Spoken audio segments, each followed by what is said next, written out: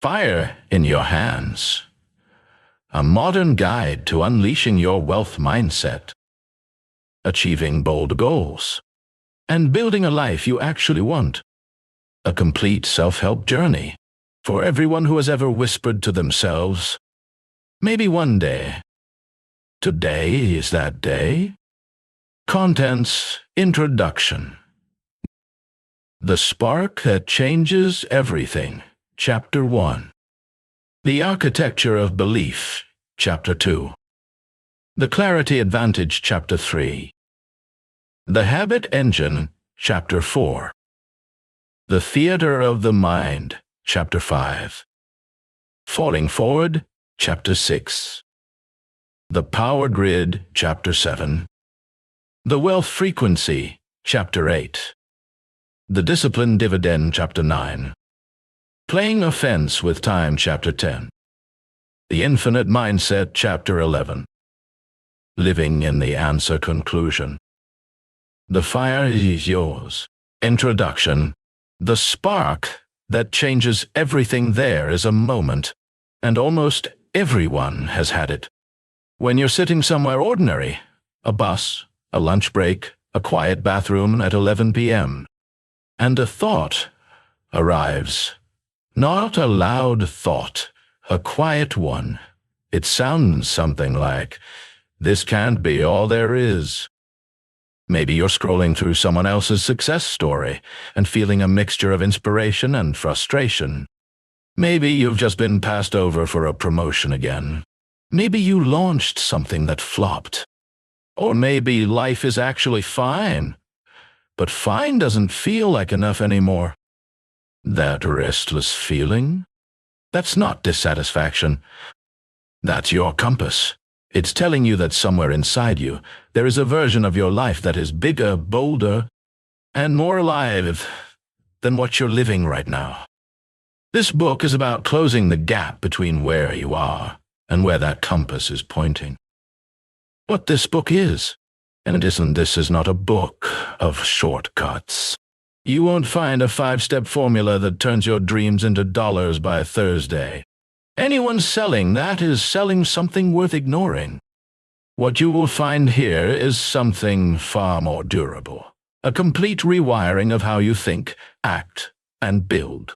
The principles in these pages have shaped the lives of entrepreneurs, artists, athletes, teachers, and ordinary people who decided that ordinary wasn't enough. They've been tested in the real world, in startups and side hustles, in personal crises and career pivots, in garages and boardrooms and living rooms scattered across every time zone. Each chapter addresses one foundational truth about success, not abstract philosophy. Actionable, modern, practical truth. By the time you finish, you won't just understand what it takes to create the life you want. You'll have a clear blueprint for doing it. How to use this book? Read it once for the ideas. Read it again with a pen in hand. Each chapter ends with exercises and reflection questions. Do not skip these. The gap between reading a book and changing your life is always filled by the work you do after you close it. You can read cover to cover or jump to whatever chapter calls to you. Trust that instinct. It usually knows where you need to go. You don't need more information. You need a deeper relationship with what you already know you need to do. The spark is already in your hands. Every page of this book is just more oxygen. Let's light something worth watching. Chapter 1. The Architecture of Belief. Core Principle. Your beliefs are blueprints. What you believe about yourself determines what you will build. The story of two coders, Marcus and Dana, graduated from the same boot camp in the same month. They had nearly identical skills. 6 months later, Marcus was working a $40,000 contract job he found through a job board. Dana had launched a software product, landed 3 consulting clients, and was tracking towards 6 figures. Same skills, drastically different outcomes. What was the difference? When asked about it, Marcus said something revealing. "I didn't think I was ready to work for myself yet." Dana said something equally revealing. "I didn't think there was anything special about working for someone else first." Marcus wasn't less talented. He was operating from a different internal blueprint. His belief about what he was allowed to do shaped every decision he made before he made it. What beliefs actually do a belief is not just an opinion you hold. It's a filter system. Every piece of information that enters your brain gets run through it. Opportunities that contradict your beliefs get filtered out. Not consciously, but automatically. Your brain is extraordinarily efficient at confirming what it already thinks is true.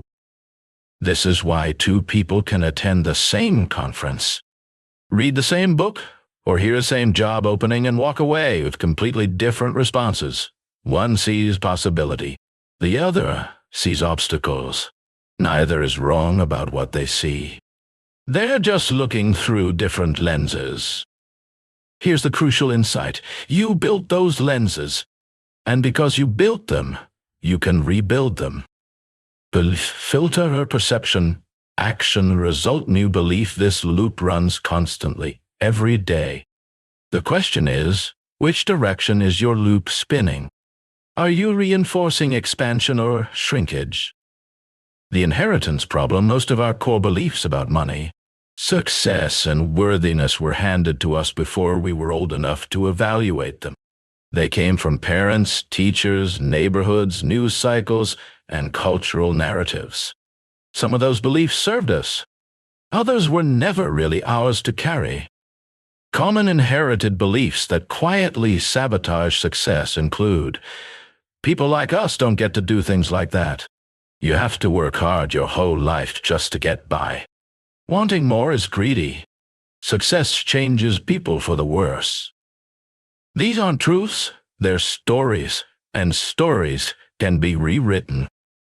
How to rewire your beliefs. Rewiring a belief is not about pretending. It's not toxic positivity or telling yourself you're a millionaire when you have $40 in your account. It's about examining your beliefs like a scientist, gathering evidence, and gradually replacing outdated code. Exercise. The belief audit. Write down the area of life where you want more progress, money, relationships, career, health. Below it, write every belief you hold about that area. Be honest. Include the ones that embarrass you. For each belief, ask, where did this come from? Is there real evidence for this? What would I believe if I'd grown up differently? Identify which beliefs expand you and which ones shrink you. For each shrinking belief, write one alternative belief that you could find evidence for if you looked. This isn't a one-time exercise. Do it every few months. Your beliefs will need updating as your life evolves. I am not the sum of what I was handed. I am the architect of what I choose to build. Reflection questions. What is one belief about success or money that you inherited but never consciously chose? Can you think of someone with a similar background to yours who achieved something you believe is out of reach for you? What does their existence tell you? If you were 100% certain you would succeed, what would you attempt this week that you've been delaying? Chapter 2. The Clarity Advantage Core Principle. Vague goals produce vague lives. Radical clarity is your most underrated competitive edge.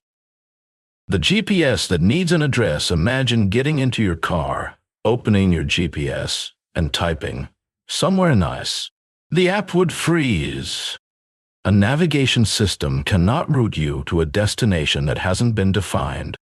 Yet this is exactly how most people approach their ambitions. They want more money. How much more? By when? Through what vehicle? They want a better job. Doing what, where, for whom? They want to be healthier. What does that look like? What does it feel like? What number on a blood panel? What feeling climbing a flight of stairs confirms you've arrived? Without specificity, your brain cannot create a roadmap. Worse, it cannot even identify when you've reached your goal, which means the success you've already achieved often goes unregistered and uncelebrated.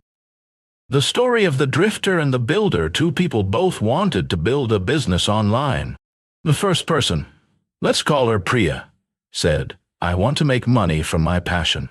The second, Jonah, said, "I want to generate $8,000 per month in revenue by December 31st next year through a digital course on personal finance for teachers." With 200 students enrolled and a net promoter score above 70. Priya spent the first year experimenting, pivoting, dabbling in a podcast, then a YouTube channel, then a blog, then freelancing. Each effort had merit, but none had a target. Jonah spent his first 3 months doing research on exactly his niche. He launched his course 14 months later and hit his revenue target in month 16. Clarity is not rigidity. Jonah adjusted tactics along the way, but his destination never changed, and that made all the difference. The 3 dimensions of a real goal, a properly defined goal, has 3 dimensions that most people miss. Specificity. Not be successful but earn $150,000 annually as a freelance US designer by my 35th birthday, working no more than 40 hours per week. Emotional resonance. You need to feel why this goal matters. A goal with no emotional charge is a goal with no fuel. Ask yourself, how will I feel when I reach this? Who else will be affected? What becomes possible on the other side of it?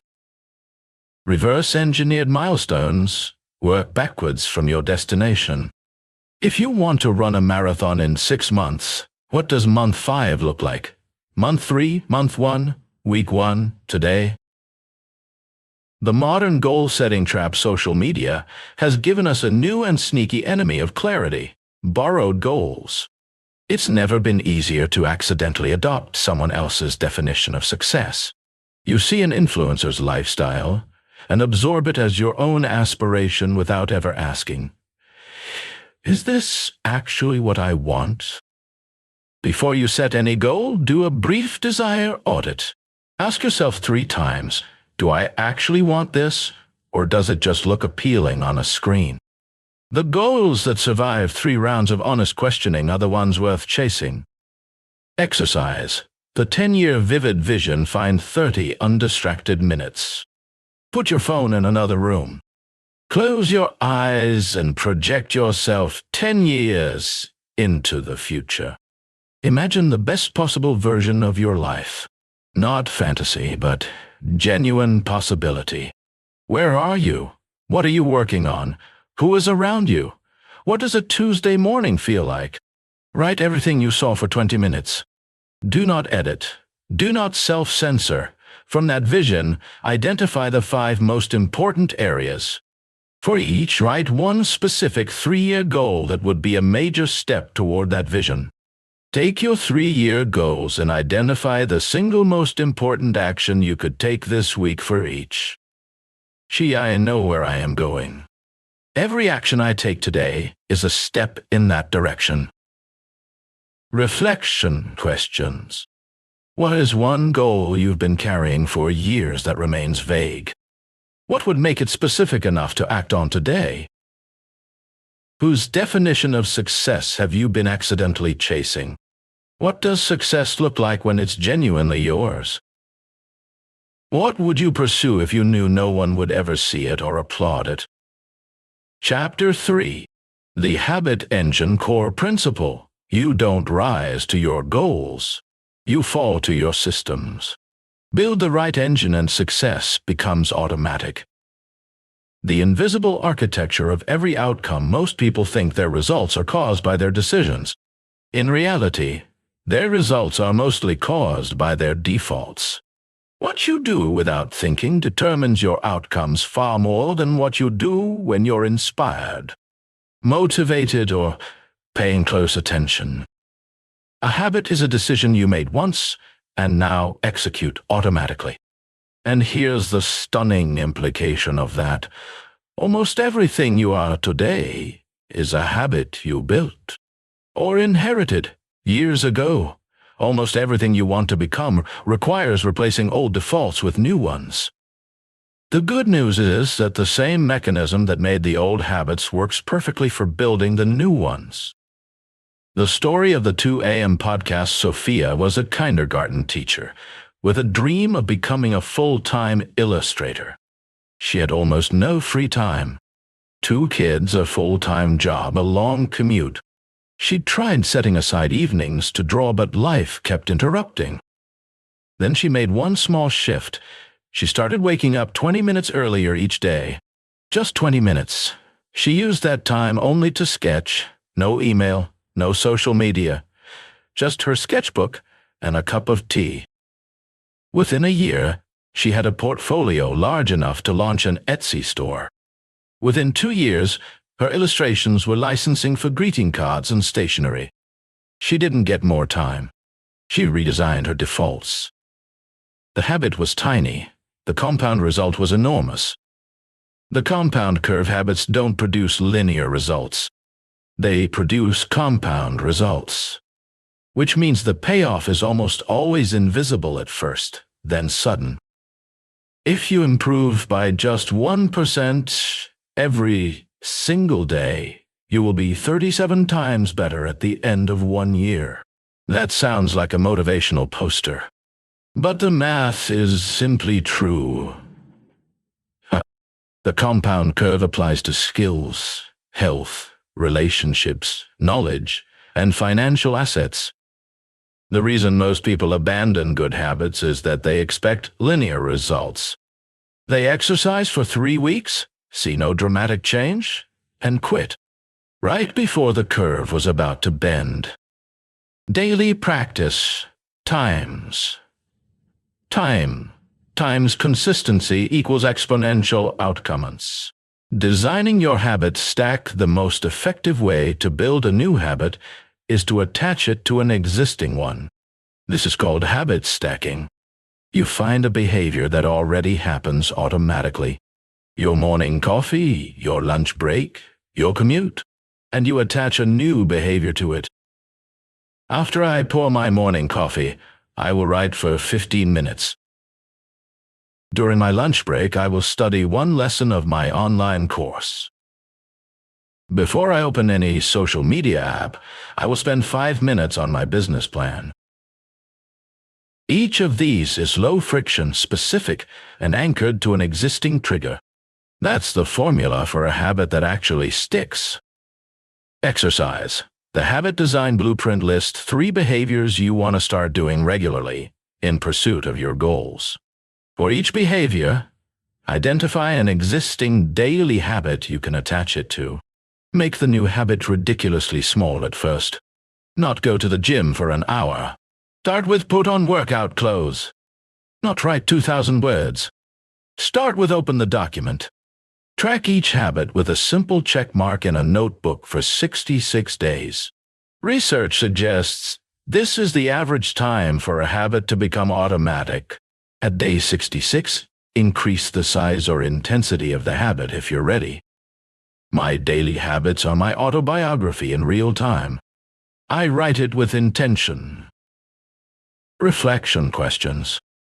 What is one habit you currently have that is quietly working against your goals? What would replacing it with look like? Think of your single most important goal. What is the smallest daily action that would contribute to it every day? What environmental changes could you make to make your good habits easier and your bad ones harder? Chapter 4. The Theater of the Mind Core Principle. Your imagination is not an escape from reality. It is a rehearsal for it. What elite athletes know that most people don't in the days before a major competition? Many of the world's top athletes do something that looks, from the outside, like nothing. They sit quietly, close their eyes, and run through their performance in vivid, granular mental detail. The perfect swing, the exact angle of a pass, the sensation of water as they enter it cleanly at the top of a dive. This is not daydreaming. Neurologically, research has found that mental simulation activates many of the same neural pathways as physical practice. The brain, to a meaningful extent, cannot fully distinguish between vividly imagined experience and real experience.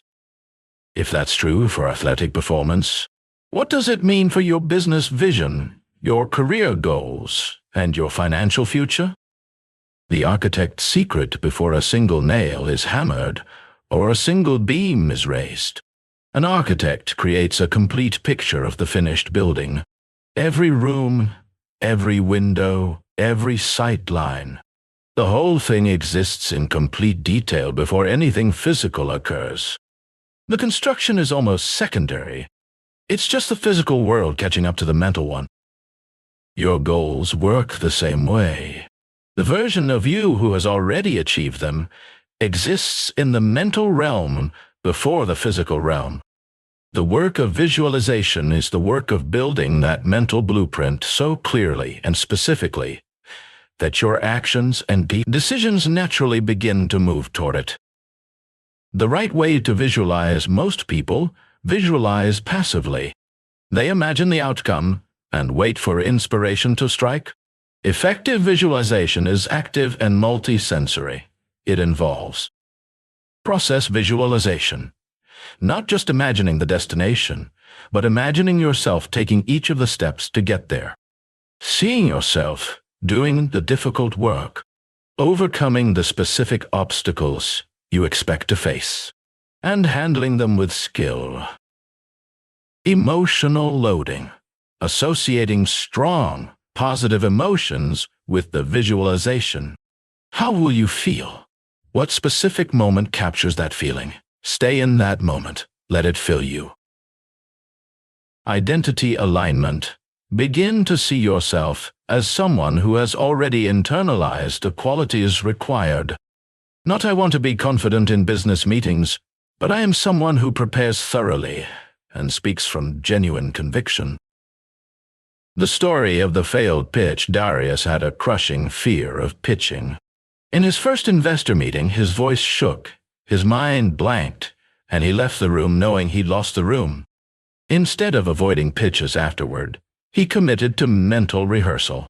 Every morning for 30 days, he closed his eyes and ran through the perfect pitch.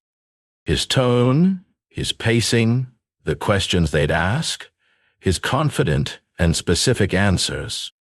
By the time he walked into his second investor meeting, his nervous system had been in that room dozens of times. He closed the round. Exercise. The 10-minute mental movie. Choose one important goal you are actively pursuing. Set a timer for 10 minutes. Sit in a quiet, comfortable place. Close your eyes and build a scene. You have just achieved this goal. Where are you? Who is with you? What are you saying? What can you see, hear, smell, feel? Now rewind the film. Walk through the entire journey, including the hard parts, and see yourself handling each challenge with skill and persistence. End with the achievement scene again. Let the emotion wash over you fully. Then open your eyes and write one sentence about what you'll do today to move closer to it. Do this daily. Morning is best. It primes your subconscious for the day ahead. Everything I am building already exists within me. I'm simply bringing it forward. Reflection questions. When you visualize your goals, do you tend to see the destination or the journey? Which one do you need more practice with? What emotions do you associate with your biggest goal? Are they positive, or do they include fear, doubt, or unworthiness? Who is the person you need to become to achieve what you want? What does that person believe, do, and feel differently from who you are today? Chapter 5. Falling Forward Core Principle. Failure is not the opposite of success. It is the tuition for it. The most expensive myth about success somewhere along the way.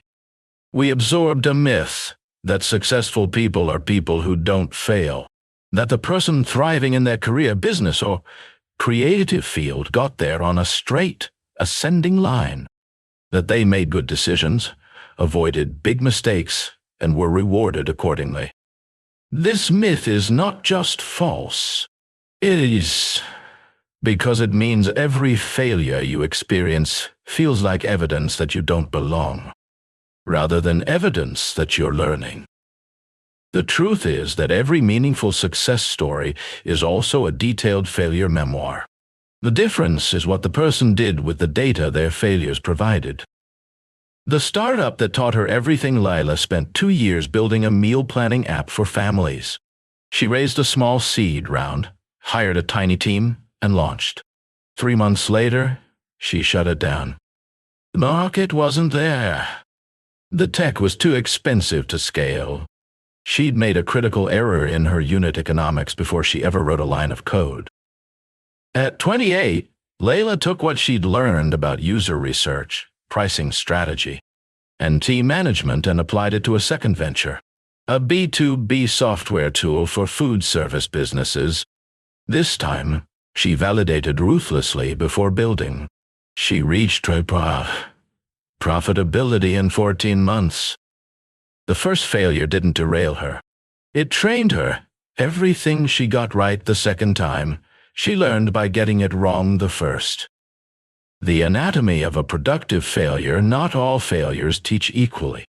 The difference between a failure that moves you forward and one that just hurts is the quality of your debrief. Here's a simple framework for converting failure into fuel. What exactly happened? Data, not story. Facts, not feelings, temporarily. What did I control? What was outside my control? What did I assume that turned out to be wrong? If I faced this situation again tomorrow with everything I now know, what would I do differently? What will I carry forward from this experience into my next attempt? Run every significant failure through these 5 questions within 72 hours.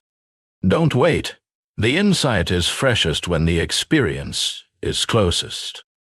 Resilience is a skill, not a trait. Many people believe that resilient people are just wired differently, that they bounce back naturally while others crumble. This is not true. Resilience is a skill that is practiced, built, and reinforced over time. Each time you recover from adversity and deliberately extract a lesson from it, you strengthen your capacity to recover the next time.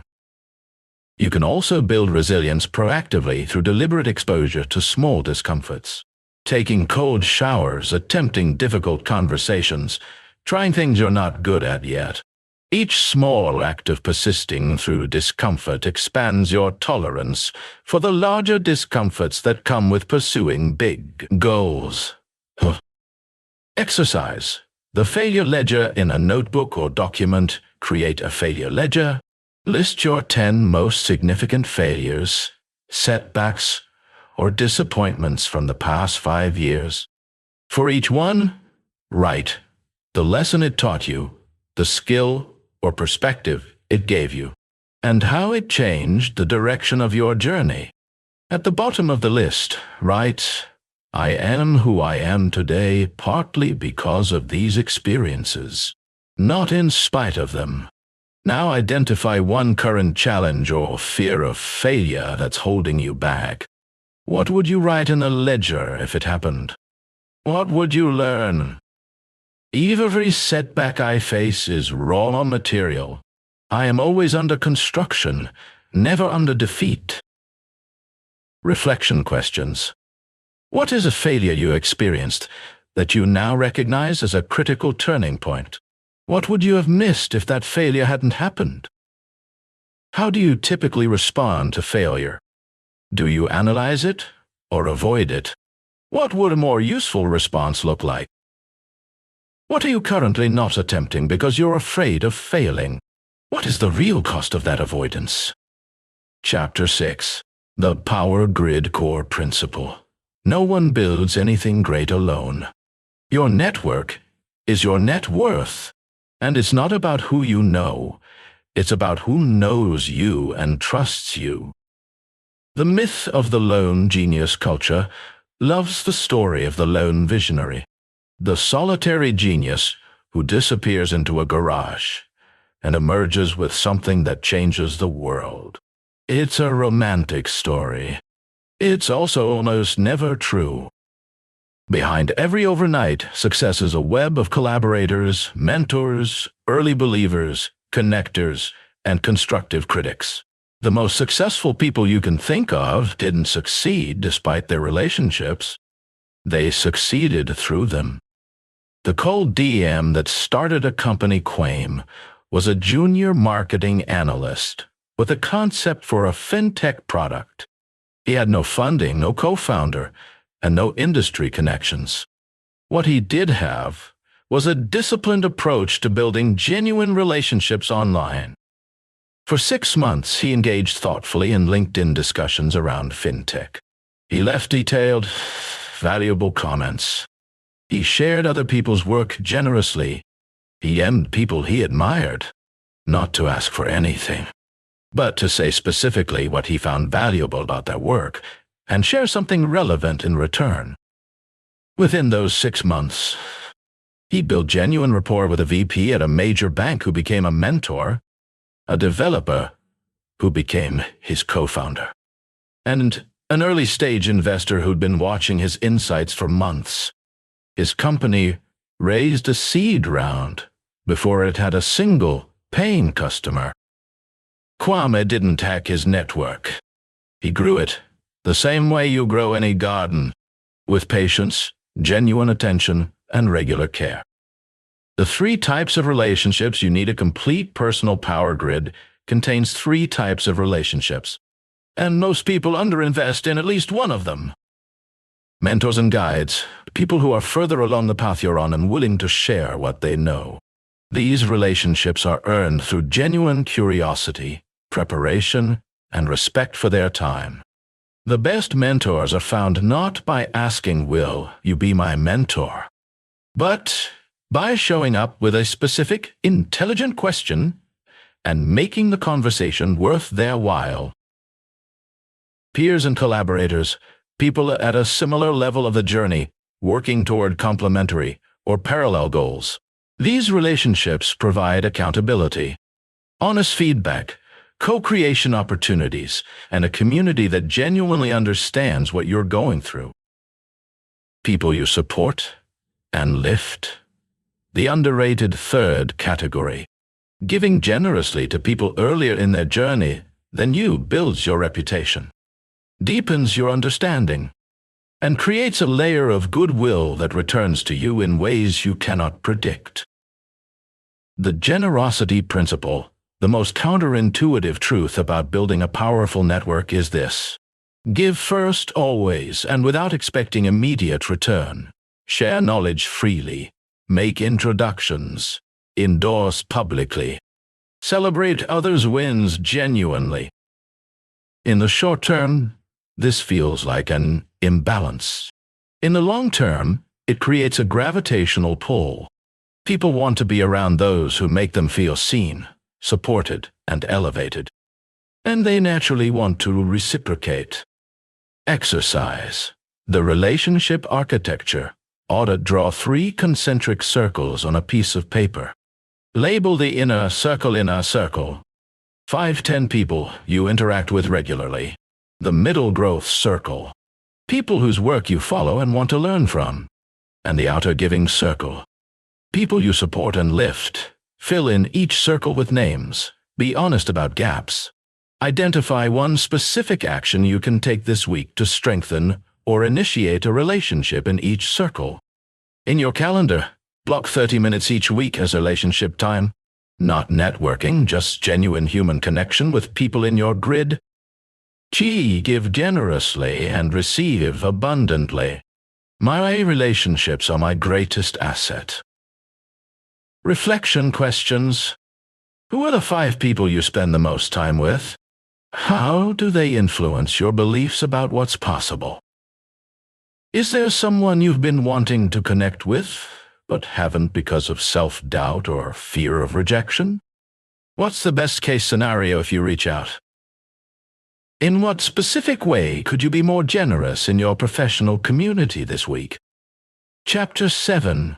The Wealth Frequency Core Principle. Wealth is not a number. It is a mindset, a set of behaviors, and a relationship with value creation. What nobody taught you in school, most people were taught how to earn money. Get good grades, get a degree, get a job, get a salary. Almost no one was taught how to think about money, build wealth, or understand the difference between income and freedom. The result is that millions of educated, hardworking people trade their entire lives for a paycheck and arrive at retirement with less security than they expected. Not because they didn't work hard enough, but because no one taught them the rules of the game they were playing. This chapter is not about get-rich-quick schemes.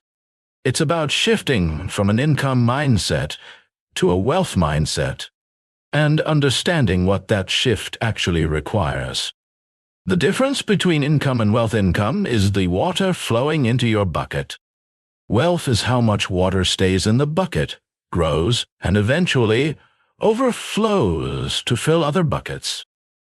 You can earn a very high income and build no wealth, if the water always flows out as fast as it flows in.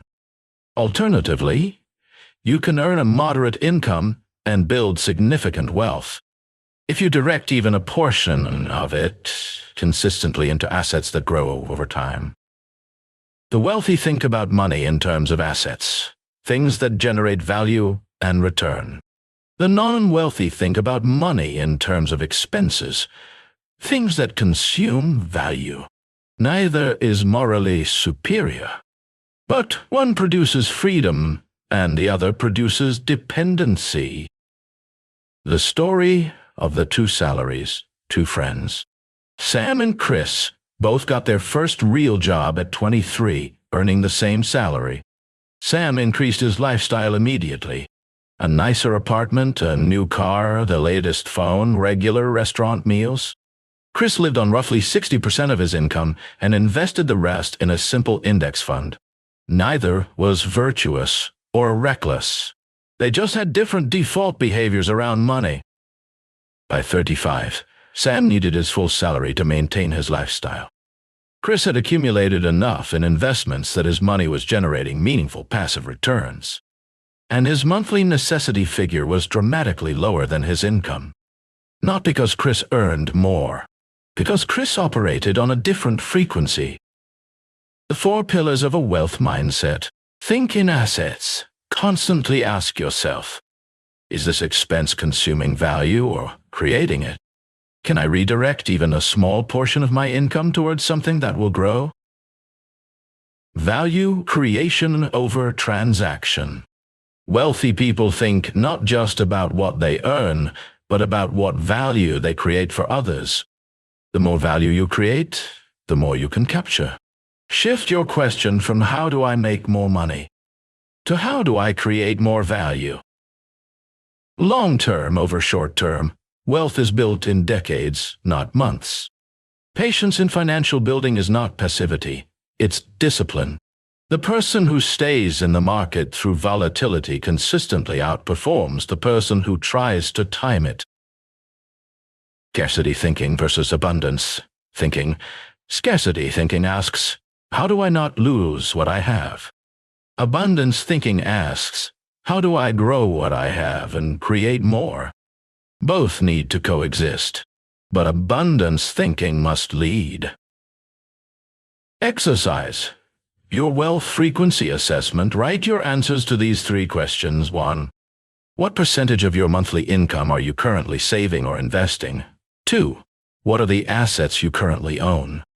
Anything that generates value or appreciates over time. 3. What is your current wealth story? The narrative you tell yourself about money and your relationship with it. Based on your answers, identify One habit you need to start, one habit you need to stop, and one belief about money you need to examine. Research 1. New asset class or investment vehicle you've been curious about and commit to learning its fundamentals over the next 30 days. Gee, I'm a creator of value. Wealth flows naturally toward those who serve abundantly. Reflection questions. What is your earliest memory of a message you received about money? How might that message be shaping your financial behaviors today? What is the difference between the life your current income produces and the life you actually want? What is the specific gap? If you had to generate income from something other than a traditional job, what would you do? What skills or knowledge do you have that others would pay for? Chapter 8. The Discipline Dividend Core Principle. Motivation gets you started. Discipline keeps you going. But the right kind of discipline feels nothing like punishment. The motivation lie. We've been sold a dangerous idea about motivation, that the key to consistent action is to stay motivated. That if you find your why powerfully enough, you'll feel driven every single day. Here's the truth. Motivation is a weather system, not a climate. It changes constantly. Some days it's brilliant. Some days, often the days you need it most, it's completely absent. The people who consistently produce results are not the most motivated people. They are the most disciplined. And discipline, properly understood, is not about white-knuckling your way through things you hate. Discipline redefined, true discipline, is not punishment. It's not the grim soldier forcing themselves to do something against their will. Real discipline is the alignment between your actions and your values. Doing what you said you would do, because you remember why you said it. When you're genuinely aligned with your goals, discipline doesn't feel like a cage. It feels like a compass. You wake up early not because you're forcing yourself to, but because the work waiting for you is connected to something you care about deeply. The question then is not how do I become more disciplined? The question is how do I become more aligned? Alignment creates self-propelled motion. Discipline is just what that motion looks like from the outside. The Creator's Morning, Elena runs a successful online design studio. She's asked frequently how she manages to consistently create content, serve clients, run a team, and still produce original work. Her answer is always the same. The first 90 minutes of every morning belong entirely to her creative work. No meetings, no email, no Slack. Just creation. She has protected this ritual for 4 years. She doesn't feel motivated every morning. Some mornings she'd rather stay in bed. But she long ago stopped asking herself whether she felt like doing the work. She simply does it, the way she brushes her teeth. Not from enthusiasm, but from identity. That's the ceiling of discipline. When the behavior becomes so embedded in your sense of self that the question, should I do this today, no longer arises. You just are someone who does this.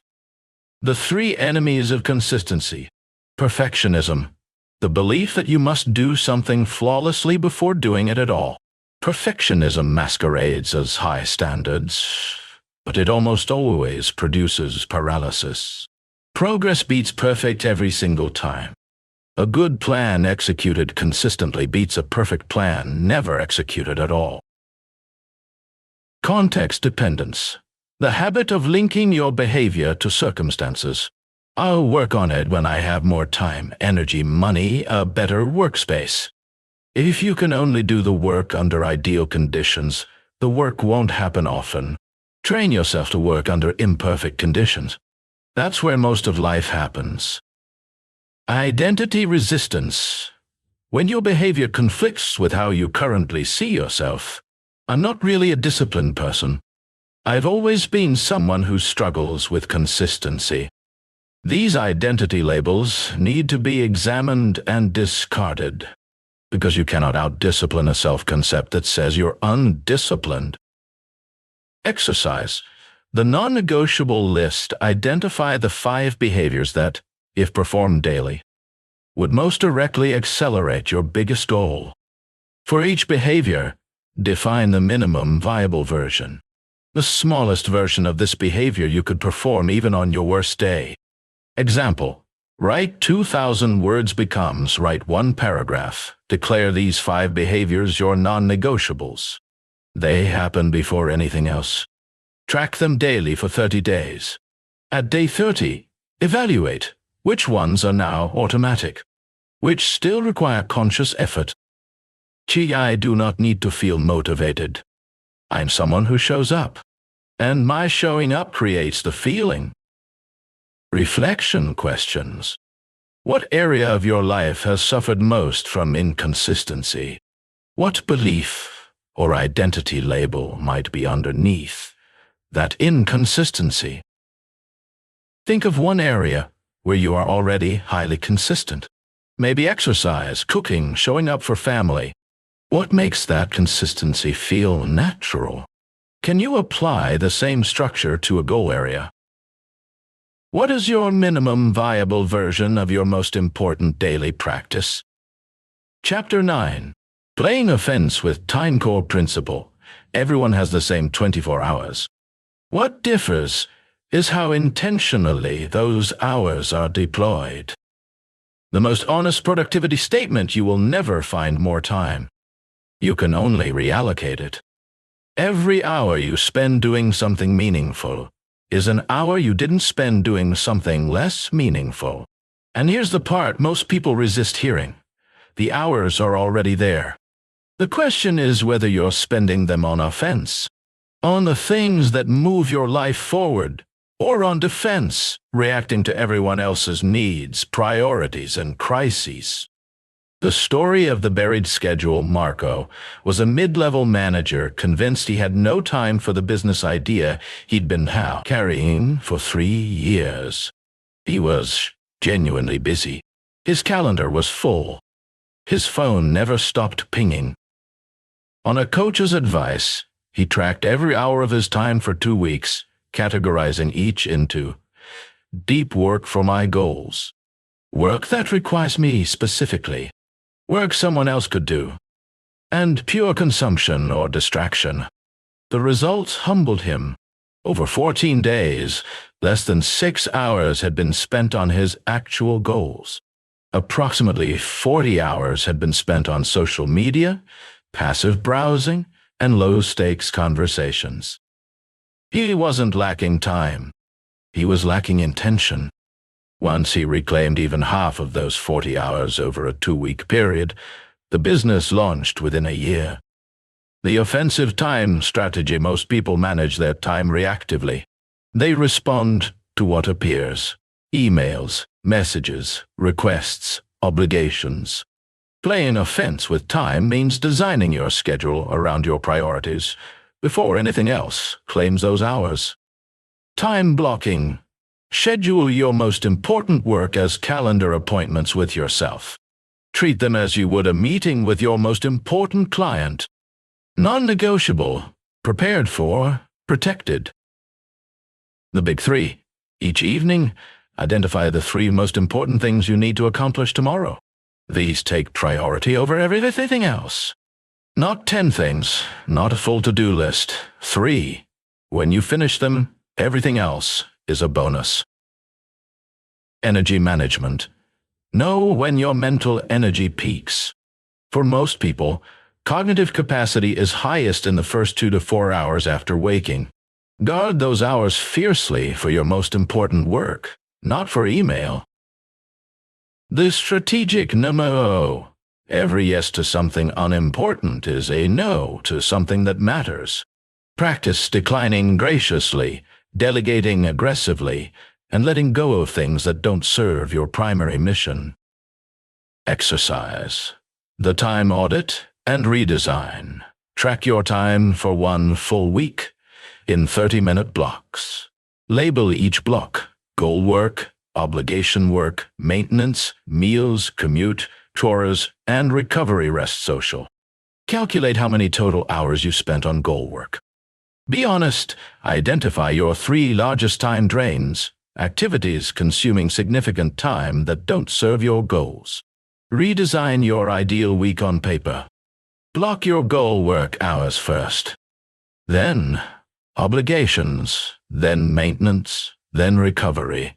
Implement your redesigned week for 14 days and reassess. My time is my life. I spend it deliberately on what matters most. Reflection questions. If you looked honestly at last week, what percentage of your waking hours moved you toward your most important goal? What is the single biggest thief of your time? What would it cost you to eliminate or significantly reduce it? What is the highest value use of your best hour each day? Are you currently using it that way? Chapter 10. The Infinite Mindset Core Principle. Success is not a destination you arrive at. It's a way of traveling. The most fulfilled people never stop growing. The problem with finish lines: many people pursue a goal with the implicit belief that achieving it will complete them, that once they reach it, the income, the title, the relationship, the recognition, they'll feel permanently whole. And then they reach it, and the feeling fades faster than they expected, and they're left wondering what's wrong with them. Nothing is wrong with them. They've just encountered a fundamental truth about human psychology. We adapt. The thing we desired becomes normal, and then we desire the next thing. This is not a flaw. Properly understood, it's a feature. We are designed to grow, not just to arrive. The craft of continuous growth, the most fulfilled high achievers, share a particular orientation toward their goals. They are just as interested in the person they become in the pursuit as in the prize at the end. Every goal is partly an excuse to develop a capability, build a character trait, or expand an understanding that they didn't have before. This orientation transforms the experience of working toward something. The process is no longer a means to an end. It is intrinsically interesting, inherently valuable, and deeply satisfying, regardless of whether every target is hit exactly as planned. Nadia's pivot. Nadia had spent 8 years building a career in digital advertising. She'd been very successful. By every external measure, by her mid-30s, she was earning well, respected in her field, and deeply bored.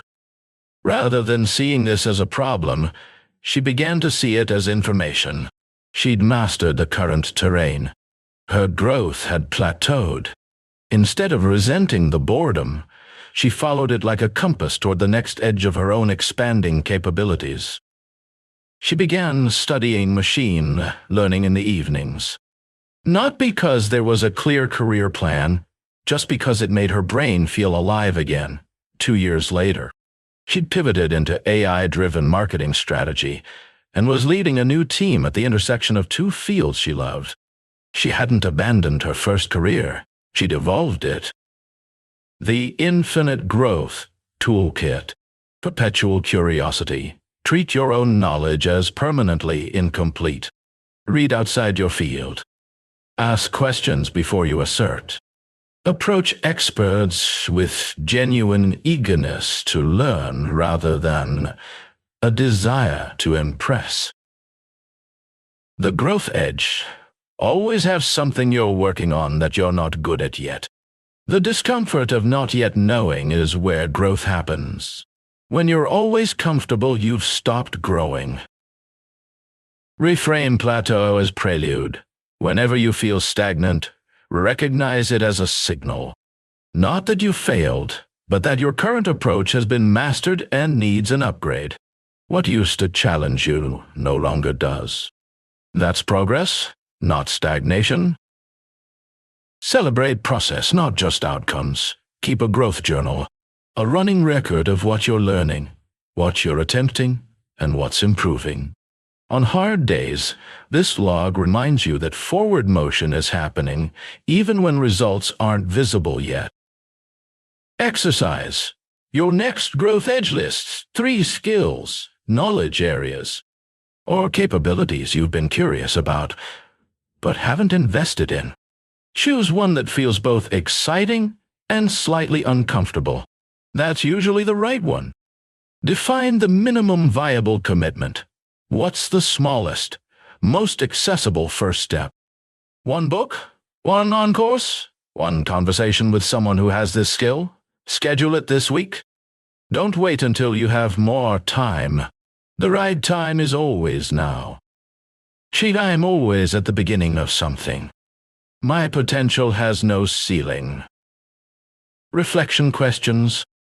When did you last do something for the first time? Something that made you feel like a beginner. How did that feel? And what did it teach you? What area of your life has been on cruise control for too long? What would it mean to deliberately grow in that area this year? If your life 10 years from now looks exactly like your life today, would you be satisfied? If not, what needs to grow? Chapter 11. Living in the Answer Core Principle. The version of you who has already succeeded is not a fantasy. It's a possibility you can begin inhabiting today. The identity gap. There is a version of you who has already achieved what you're working toward. That person exists as a possibility in the space between where you are and where you're going. Most people think of that person as distant, someone they might become someday if everything goes right. But what if you began living as that person started today? Not in terms of pretending you have resources or outcomes you don't have, but in terms of values, standards, decisions, and daily behaviors. Your identity leads your results. When you begin acting as the person who has already succeeded, before the external evidence confirms it, your environment, habits, and relationships begin to align with that identity. This is not mysticism. It's the pragmatic reality of how self-concept shapes behavior. The restaurant owner who wasn't Thomas had a full-time corporate job and a dream of owning a restaurant. For years, he told himself, "I'm not really a restaurant person. I just love food." His dream sat at arm's length. Then someone asked him a question that changed everything. What would a real restaurant owner do this week?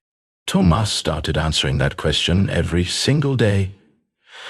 He began reading industry publications as if he ran a restaurant.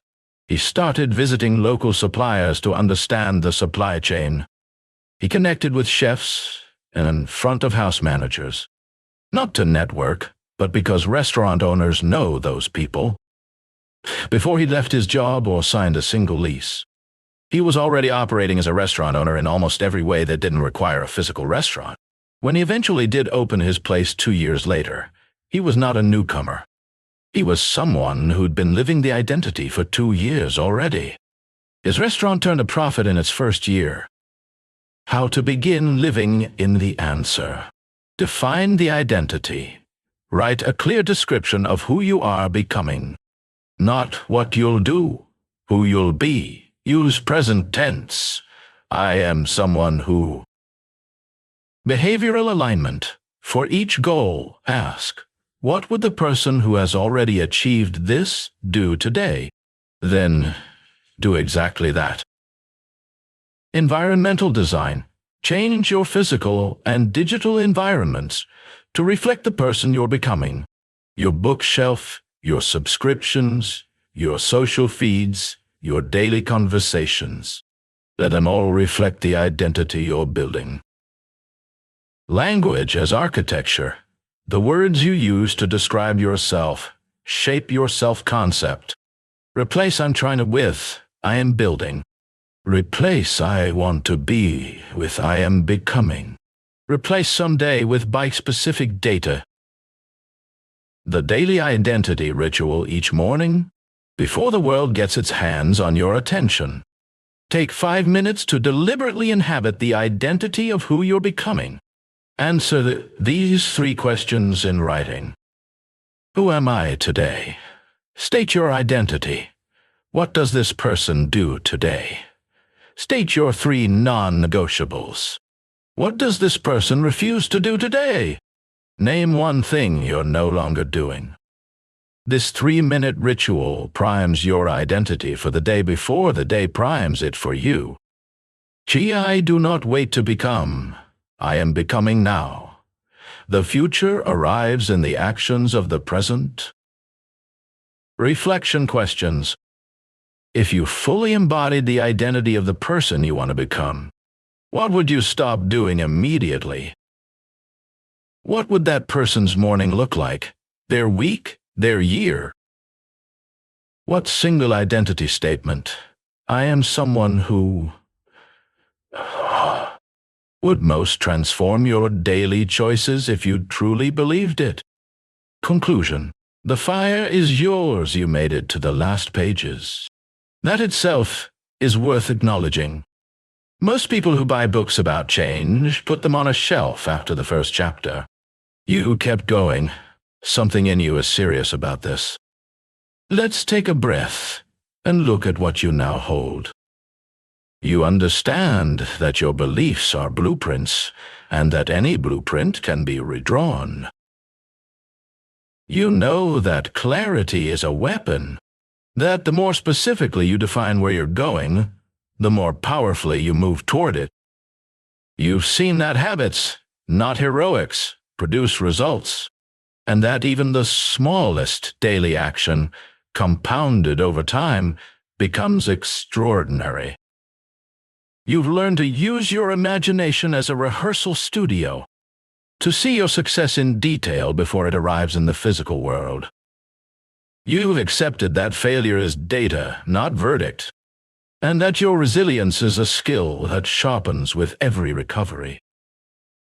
You've recognized that no great life is built in isolation, and that generosity is the foundation of every powerful network. You've begun to think about wealth not as a destination, but as a frequency, a way of relating to value, assets, and creation. You've redefined discipline as alignment, as the natural motion of someone who knows why they're moving. You've reclaimed your time by deciding to play offense with it, to spend your hours on what matters most before anything else claims them. You've committed to infinite growth, to never arriving, always expanding. And you've begun living in the answer, inhabiting the identity of who you're becoming before the world confirms it. What comes next? Here's what experience teaches about books like this one. The readers who transform their lives are not the ones who understood these ideas best. They're the ones who acted first, fastest, and most consistently. The gap between insight and transformation is always action. Not perfect action, not prepared action, just the next available action taken now. So here is your final exercise and the most important one in this entire book. The one thing. Right now, close this book. Open a blank page or document. Write down one thing you are going to do in the next 24 hours. One action, however small. That reflects who you are becoming. Do it. Not when you feel ready. Now. Momentum is a miracle available to everyone, but it only arrives with the first move. That first move doesn't have to be large. It just has to be real. A final word, you are not a finished project. You are an ongoing one. The most successful people you will ever meet are not people who figured it all out. They are people who made peace with never fully figuring it all out and kept building anyway. Keep your beliefs expansive. Keep your goals specific. Keep your habits aligned. Keep your circle generative. Keep failing forward. Keep growing. Keep showing up. On the days you feel lit up, and especially on the days you don't.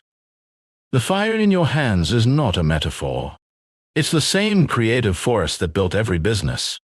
raised every family, produced every work of art, and improved every life that has ever been worth examining closely. It was always yours. It always will be. The best time to begin was yesterday. The second best time is the very next moment you act. Fire in your hands. End of book.